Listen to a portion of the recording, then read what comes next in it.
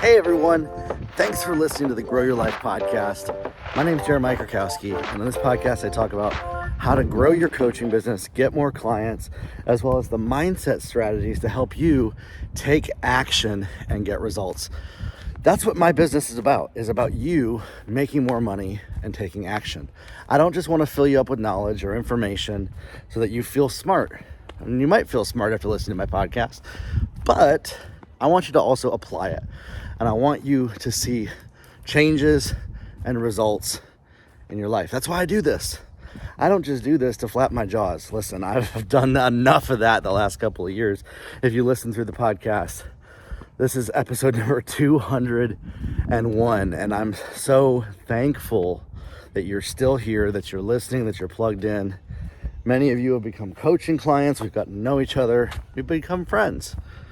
And so today, I've just finished a 5-day intensive, and I've discovered a lot about people, and I've discovered a lot about human behavior. I've also discovered a lot about the marketplace that's out there, and I have a very specific message for people who maybe you're not quite ready yet in your business. Maybe you have an idea of what you want to do, but you're not quite sure if you're ready to take the next step. I actually have a lot of empathy for that because I've been that way in some areas of my life for years. You know, I have certain goals when it comes to like creating video games and comic books and telling stories. And sometimes things come up in my life. Here's what I look at is I think we have to get honest with ourselves and other people about what are our goals for now and what are our goals for later. And be okay with saying, yes, this is a goal that I have, but it's not for right now. At the same time, we have to be real clear on, okay, what do I actually want to accomplish with my life? What am I working on? What's my current project? And I think we all should have some kind of a project on a 6-month scope that we're trying to accomplish. For me, my 6-month scope is to have 500 members in my group coaching program. We've already had close to 230 people come through the program, which is amazing. And we're close to being halfway to our goal. And that was in about a half a year. So another maybe 270 members, scaling our ads and adjusting our offer and stuff like that. I can easily get that in 6 months. So I'm excited about that. I have confidence knowing that we can hit that goal. And what's fun is once we hit that number of 500 members, we will be a 7-figure a year company, over $1 million per year. Right now we're at about $500,000 a year. And that's awesome. And it's great. And we're thriving and we're growing and we're impacting people. And it's the best experience of my life. It's the most money I've personally ever made. And we're helping our clients as well. It's not just about me, but we're helping them as well make a ton of money in their businesses. Now here's the deal, okay? Is we all put off things. We all procrastinate. We all have reasons why we don't do stuff. And I want to have a lot of empathy for this. Here's the thing. Mental health has been stigmatized way too much in our culture. I think that it's more of a generational thing. And a lot of the people that I talk to and work with, they're over the age of 50. If you're listening to this, you're over the age of 50. You've probably maybe thought of when somebody says mental health or that they're struggling with mental health, or if I told you the reason why you're struggling is related to your mental health, that you might think of that as a negative or even a put down. I even saw something on social media the other day where this lady was like, they told you should go to therapy because they wanted to abuse you. And I was like, wait a sec, what? Some people even see the comment of, hey, you should probably go to therapy as a negative insult. And so I think that that's actually shifting. I'm a millennial. I will be 30. How old will I be? 1988 is when I was born. Yeah, I'll be 35 in March. So I'm almost 35 years old. I feel like 35 is this age where it's like, I have wisdom about my life, but I also know that I still have a whole lot to learn. I'm young. I got a ton of energy still. We just had a newborn baby. I have enough energy to be able to work and to play and to still build the life that I want. Way more than somebody who might be in their 60s or 70s. I have a lot of clients who are in their 60s and 70s though, that I work with. And the reason I'm saying this is I have a lot of empathy for the fact that not everybody has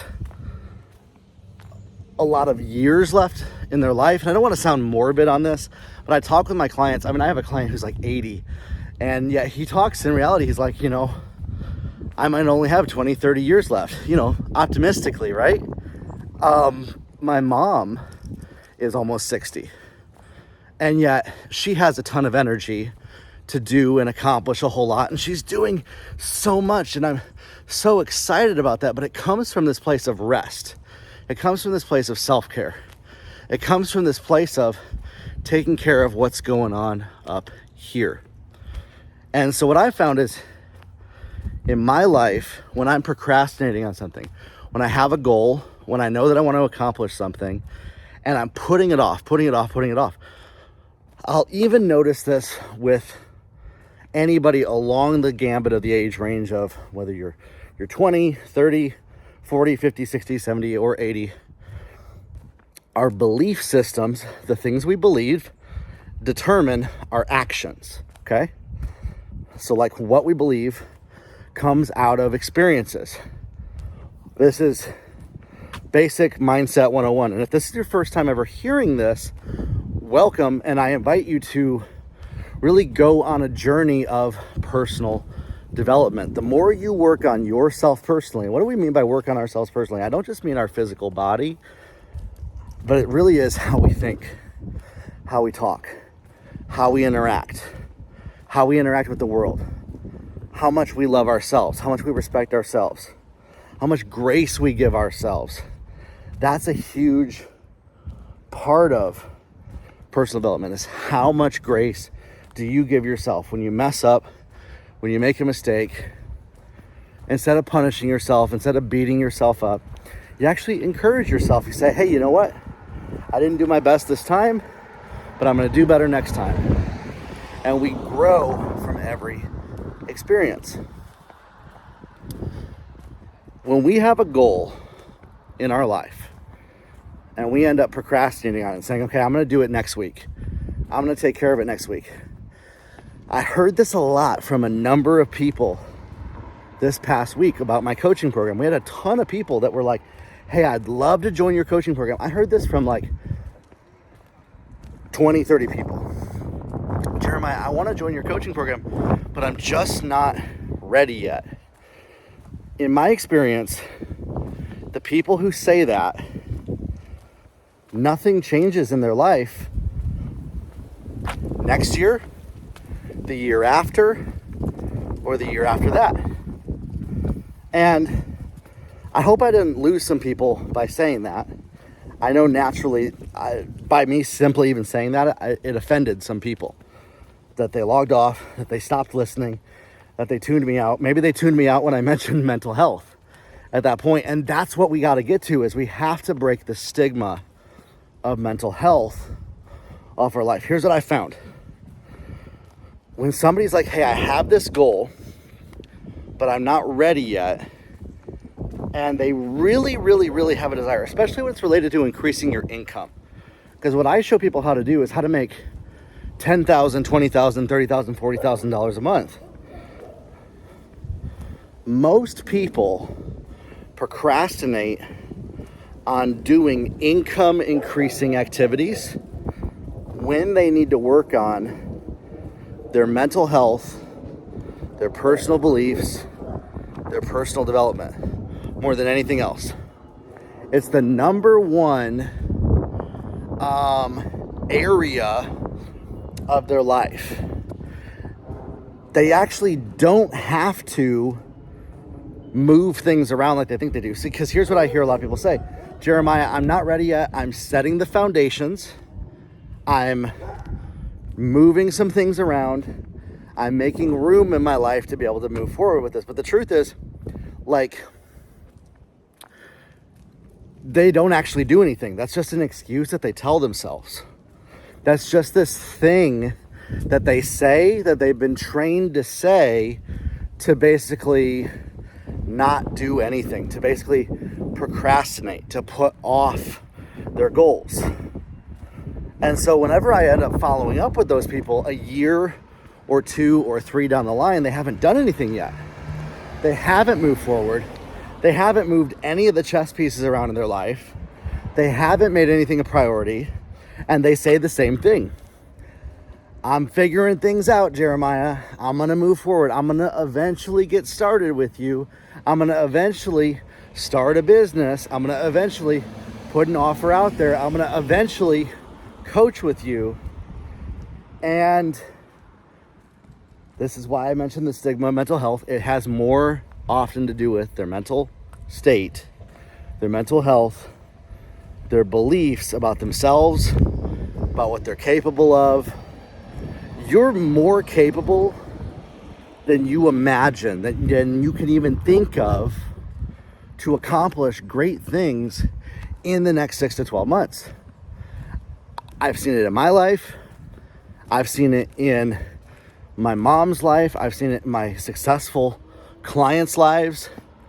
And yet I more often than not hear people, and it makes me sad, because a year, 2, 5 years, I know somebody who, he's been telling me for 10 years, Jeremiah, I'm getting some stuff in order. I'm going to get started building my business once I figure some things out. Literally, like that script that people use. I'm trying to figure out my finances. I'm trying to figure, like, what would help them the most. If that's you, who maybe you're like, he's talking about me. Here's the unfortunate part about this. If you're still listening to this podcast right now, and that has been you, I want to encourage and congratulate you, because you didn't shut down. You didn't stop listening because you felt like you had to be on the defense. And that's what ends up happening, is most people end up getting on the defense. They end up defending and trying to prove why they don't need mental health help, why they don't need to work on their mindset, why it has nothing to do with their belief systems, why it's 1,000,010 other things that are going on around them, why it's other people's reasons why they can't get started, and they end up just procrastinating for years and years and years, because they've stigmatized the very thing that's going to actually get them a breakthrough. And they've stigmatized it for years and years and years. There's a guy, man, he has so much potential. I'm not going to name him by name or anything, but I've been in the coaching industry for so long. I've been around all the stories, all the people, all the excuses, all the reasons that people give why they can't move forward. And yet I've seen people with those same reasons, those same excuses, make millions of dollars.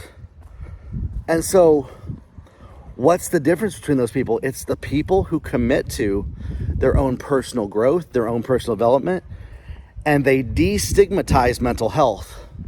They destigmatize, they stop trying to defend themselves. They stop trying to prove that they have it all together. They get out of a defensive position and they get into a teachable position that says, maybe I've been making this excuse for too long. Maybe, just maybe, I want to learn what I don't know right now. I want to learn what I got blinders on in my life right now. What does Jeremiah have to say that maybe I don't know right now that might help me move the needle forward?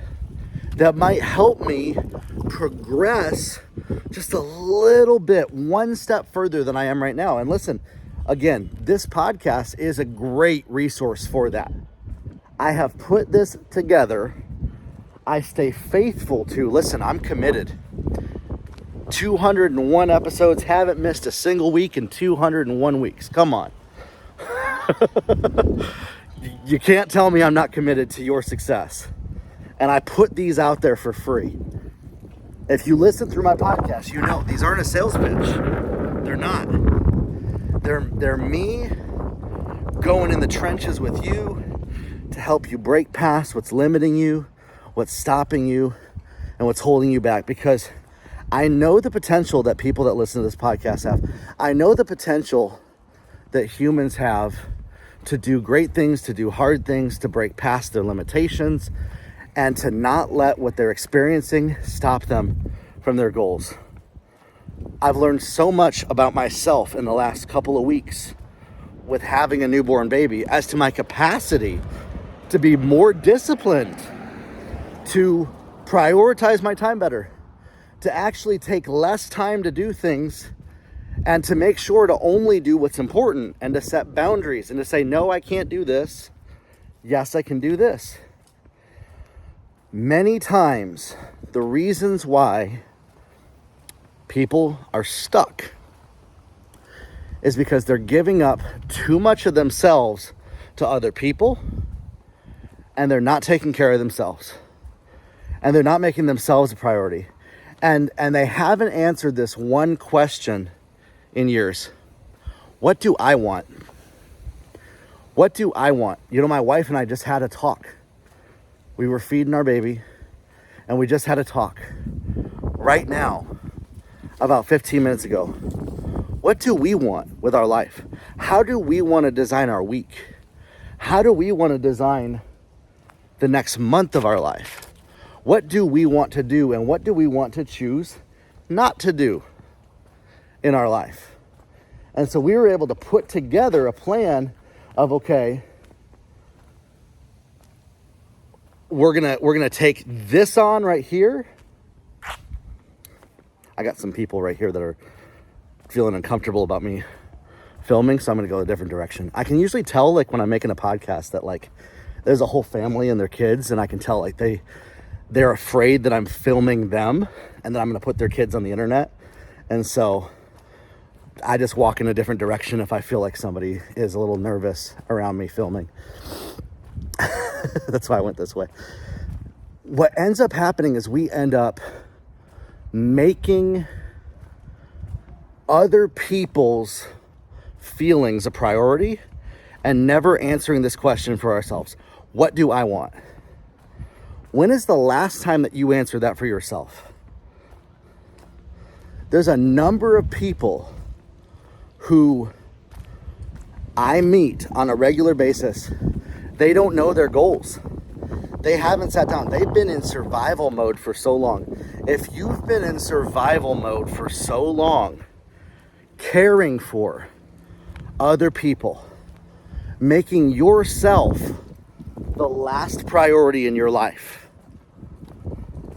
if that's you, if you've been making yourself the last priority in your life, and you have not allowed yourself to express to you what you want,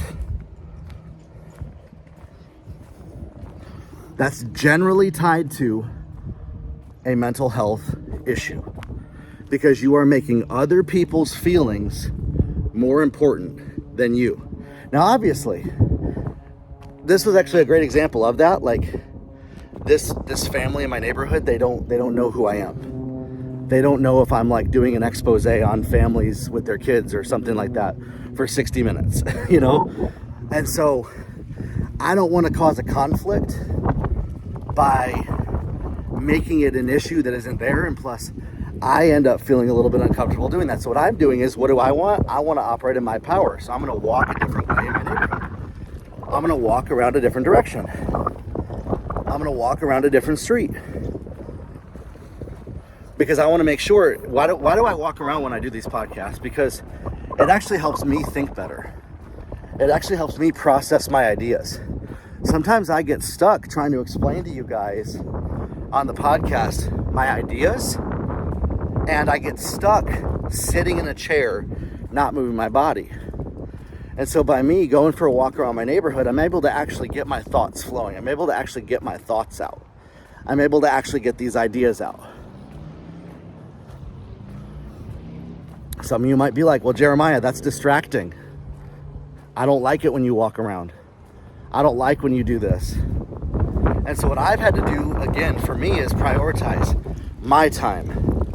What do I want? What do I want to accomplish? What life am I creating for myself? How can I show up for my clients as the best version of myself? And what that is it's usually me filming while I'm walking around in my neighborhood. It's usually me recording while I'm going for a walk like this, okay? So when's the last time that you've asked yourself, what do I want? When's the last time that you've answered that for yourself? What do I really want in my life? What am I sacrificing for other people? And can you start saying no more often to what other people demand of you, and start saying yes more often to yourself, your family, your future? Or maybe you have demands from one side of your family and you're like, I gotta say no to that. It's okay.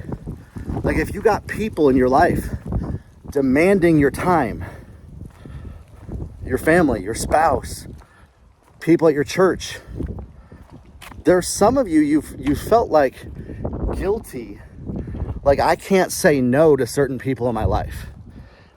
That when this person demands of me that I obey and submit and do whatever they say, and they're the reason why I can't build my business. They're the reason why. You might need to have a conversation with that person and say, hey, listen, this worked out before that way. Now it's not. Now it's not working out as much. You know, if you have made a commitment for 10 years to serve at a church or at a job, and now you're wanting to build a business, you're going to have to prioritize and move around your life, your decisions, when you show up, where you show up, how you show up, how people get access to you is going to change over time. And the reason why we don't do this is usually related to our mental health. It gets stigmatized so much. Mental health gets stigmatized so often. See, we don't realize that me saying no to Sister Margaret at the church, that I can't show up every Saturday just because I have for the last 10 years, that's an example, right? And that now I'm moving into a new season, and then maybe we end up having people in our life that guilt us for expressing what we want, and they try to make us feel guilty. It's tied to our mental health that we end up people pleasing, that we end up sacrificing what we want for other people, and that we end up having a hard time starting to do what we want to do because we feel obligated to what everybody else around us tells us that they need us to do. And so I want you to take a look in your life. What do you want? If you could wave a magic wand and nobody would get pissed off, here's the truth, people are going to get pissed off. When you start designing your life how you want, people are going to actually not like it. Like they are going to express disappointment and possibly resentment and anger towards you. If you're somebody who is living your life trying to avoid other people's anger, resentment, and disappointment, you are sacrificing yourself for other people, and you are not living your life based on how you want to. And then you end up excusing it as, well, I'm just trying to get some stuff together. I'm trying to figure out my priorities. When the decisions that you have to make are actually painful. When the decisions that you have to make to move forward are actually, it's going to hurt like ripping a Band-Aid off. But you got to do it, and you've been procrastinating it for too long. You know? This is where people get stuck. This is why they procrastinate. Is we have this framework, we have this system in our life, we have this way that we've lived our life for so long, that to do something different, that to join a coaching program, that to make time in our schedule to learn, to listen to a podcast, to learn new skills, to start to build a funnel in our business seems impossible because of all the things that we have going on, all the stuff that we have to do. And so that's why we have to be intentional. Instead of letting our life control us, instead of letting how everything has happened to us to decide for us what we can do, we get to design our life, and we get to say, you know what? I don't want to do that on Saturdays anymore. I'm going to spend that time learning how to grow my business and not feeling guilty, not feeling like you're a bad person for reprioritizing and moving things around. Now listen, I know as I say this, there's going to be some of you, I'm going to lose some people. You're going to lose respect for me just because I said that. You're going to lose respect for me for saying that maybe you need to stop doing some of the things that you've been doing for so long for other people. And truthfully, the reason why we often have a struggle doing that is because we expect other people to do so much for us. And we rely so much on other people that it would pain us if those people that we relied on told us that they couldn't help us. And so then we don't say no, we don't set boundaries with others because we've created this life that is codependent, where we're dependent on the others and they're dependent on us. And for us to move some things around just becomes way too difficult mentally to deal with the conversations, the hard conversations, maybe the conflict, maybe the resentment, maybe the hatred. And so that's why for you to grow, for you to reach those goals that you have in your life, you're going to have to do hard things. You're going to have to make difficult decisions. You're going to have to step and put yourself into possibly some difficult and painful situations. And that's why people get stuck in these patterns for like 5 to 10 years, not doing that and saying that they can't build a business, that they can't start learning new skills. It only takes about 90 days to start creating a coaching business that makes $100,000 a year.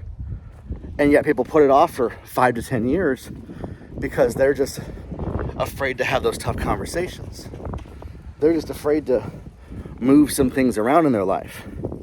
They're just afraid to confront the real issue, and they end up living so much in the comfort zone of what they know, what they're used to, and not challenging how they've always done some things, that they refuse to move some things around, that they refuse to prioritize things a little bit differently, that they refuse to let people down.